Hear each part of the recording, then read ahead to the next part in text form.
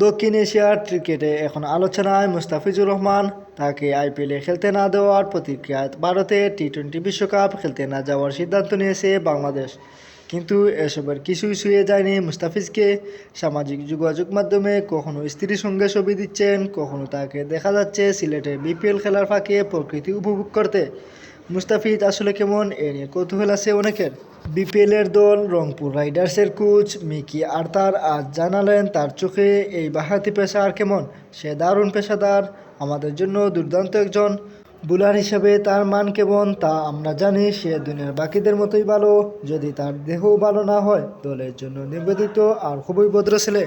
এত সব আলোচনার ভিড়ে মুস্তাফিজ প্রতিনিয়তই মাঠে নিজেকে প্রমাণ করে যাচ্ছেন। এবার বিপিএলে 5 ম্যাচে 6.98 করে ওভার প্রতি রান দিয়ে 9 উইকেট নিয়েছেন মুস্তাফিজ। ডেথ ওভারে রংপুরের নিয়মিত ভরসা তিনি। আর তার জানান সেটি ওকে ম্যানেজমেন্ট করতে কোনো সমস্যাই হয় না। সে কেবল প্রতিদিনই মাঠে যায় আর সামর্থ্যের সেরাটা দিয়ে আসে। যা হয়েছে তা সত্যিই হতাশাজনক।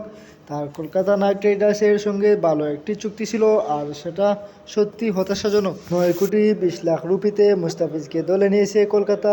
এর আগে বাংলাদেশের কোনো ক্রিকেটার আইপিএলে এত অর্থ পাননি।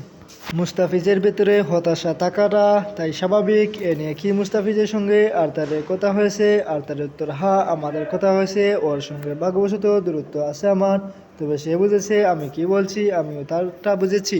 তো বন্ধুরা, মুস্তাফিজের সাথে কি এমনটা হয়েছে তা কি সঠিক?